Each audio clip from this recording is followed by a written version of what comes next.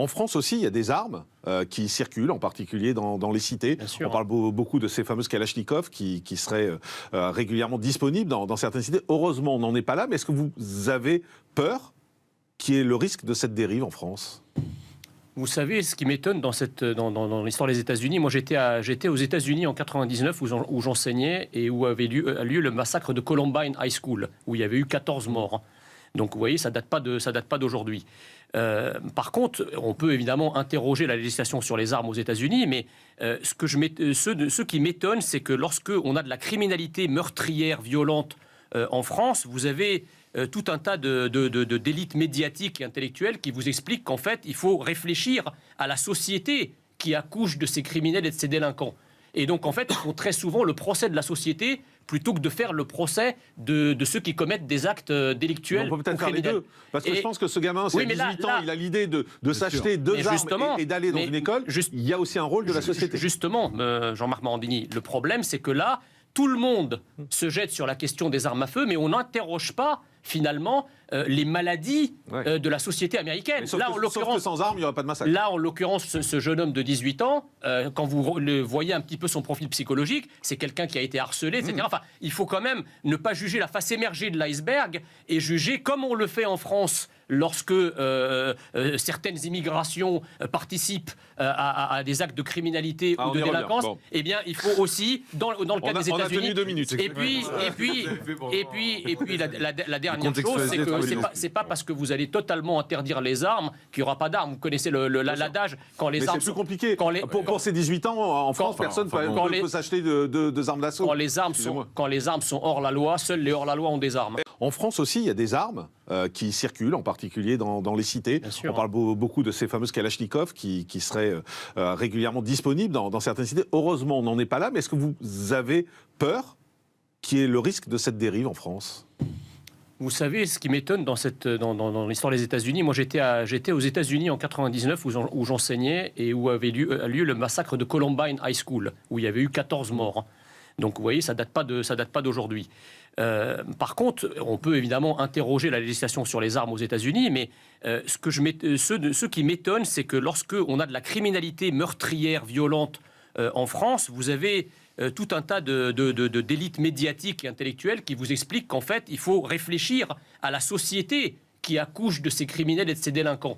Et donc, en fait, ils font très souvent le procès de la société plutôt que de faire le procès de ceux qui commettent des actes délictuels. On peut peut-être faire les deux. Parce que je pense que ce gamin, c'est 18 ans, il a l'idée de s'acheter deux armes et d'aller dans une école. Il y a aussi un rôle de la société. Justement, Jean-Marc Morandini, le problème, c'est que là, tout le monde se jette sur la question des armes à feu, mais on n'interroge pas finalement les maladies de la société américaine. Sauf que sans armes, il n'y aurait pas de massacre. Là, en l'occurrence, ce jeune homme de 18 ans, quand vous le voyez un petit peu son profil psychologique, c'est quelqu'un qui a été harcelé, etc. Enfin, il faut quand même ne pas juger la face émergée de l'iceberg et juger comme on le fait en France lorsque certaines immigrations participent à des actes de criminalité ou de délinquance. Eh bien, il faut aussi, dans le cas des États-Unis... On a tenu 2 minutes. Et puis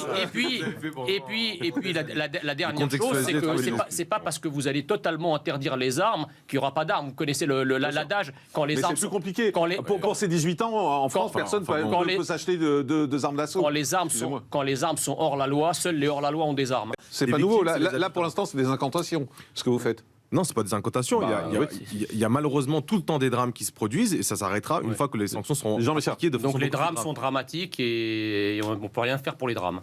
Voilà ce que vous dites en gros. Si, on va appliquer la loi, on va les poursuivre au maximum. Après, des accidents, il faut partir. D'abord, effectivement, la coïncidence avec ce film, j'aimerais bien savoir comment se sent Lola Quivron, la réalisatrice du film Rodéo, qui sort en été, on sait très bien qu'il disait que c'était la responsabilité des flics. Là, en l'occurrence, il n'y avait pas de flics, ça n'a pas empêché qu'il y ait un blessé et un garçon. Et d'ailleurs, c'est un film qui a été acclamé par toute la critique gaucho-progressiste qui en fait... Pas trop progressiste pour le coup, parce que comme je l'ai dit, les premières victimes, c'est les habitants de ce problème-là. Enfin, peu importe.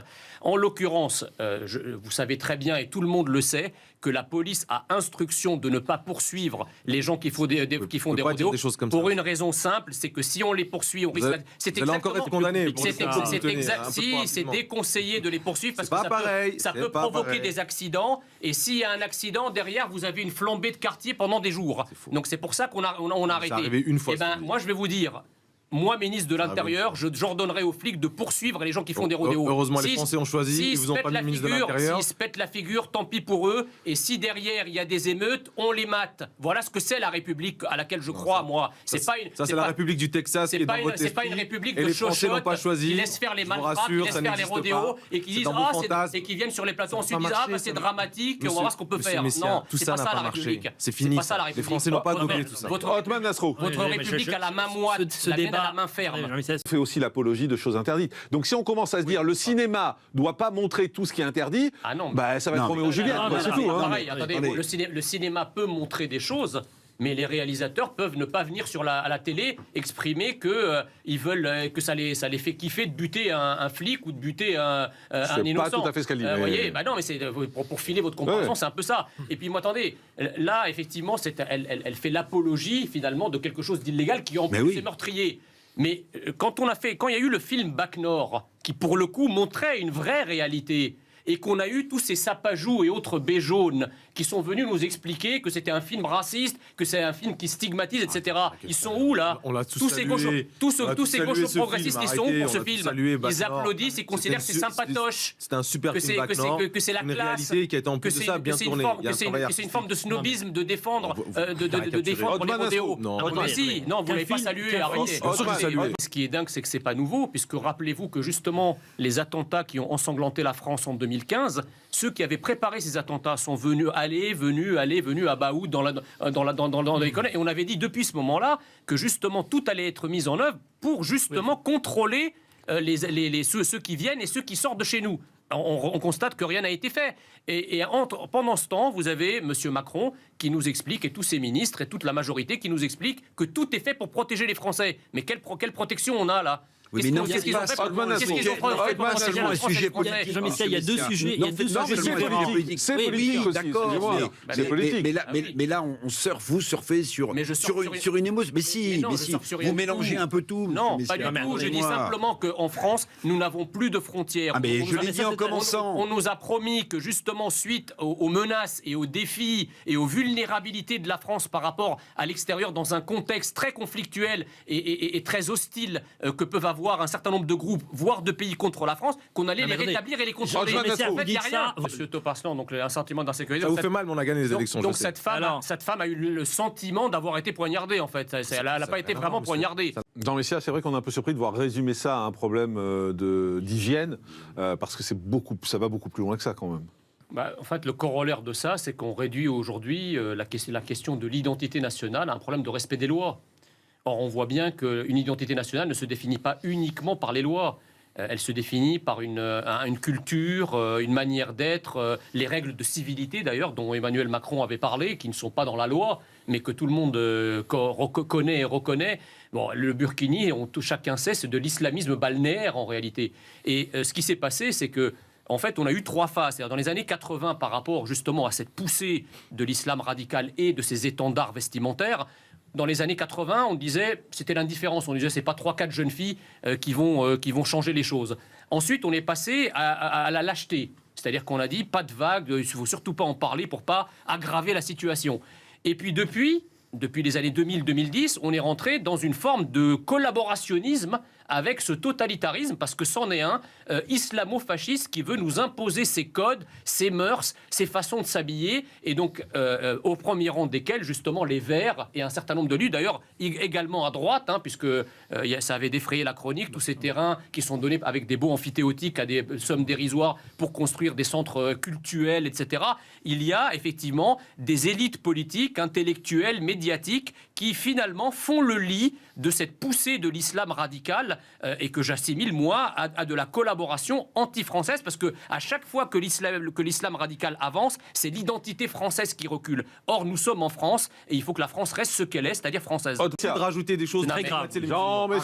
Je pense qu'on assiste là à une véritable assimilation à l'envers, en quelque sorte, c'est-à-dire qu'en fait, non seulement toute une catégorie de la population ne s'assimile pas à la France, mais au contraire, elle cultive un irrédentisme identitaire et religieux qui est susceptible effectivement de fracturer fortement la France et l'identité française. Juste un sondage.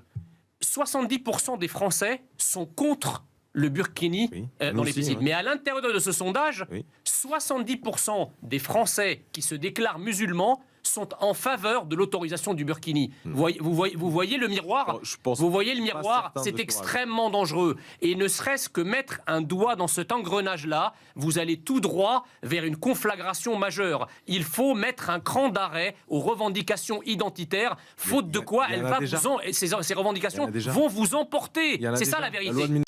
Non, mais si vous voulez, le truc, c'est que je pense que la psychose autour du Covid a tellement bien marché et a permis justement d'étouffer tout le débat politique pendant 2 ans qu'on va nous sortir une série Netflix, en fait. Ça va être comme Netflix. C'est-à-dire, il y aura des saisons. Toutes les saisons, on va vous sortir un nouveau virus, alors que bon, les virus, les maladies, etc., ça a toujours existé. Après, ce que vous en faites politiquement, c'est une autre affaire. Que sur le Covid, effectivement, c'était un virus peut-être nouveau, etc. Quoique j'ai toujours été en désaccord avec la vaccination de tout le monde, parce qu'on était très inégalitaire par rapport au Covid. Il y a des gens qui étaient très fragiles, qu'il fallait sans doute protéger et vacciner. Il y en avait d'autres qui risquaient Donc rien. on en fait trop, là, sur la variole du singe. Alors là, c'est encore pire. C'est encore pire. On parle de 5 cas, qui plus est pour une maladie qui bénigne, qui guérit tout seul au bout de 3 semaines, et on commence à parler de vaccination. Vous êtes d'accord avec ça, docteur ?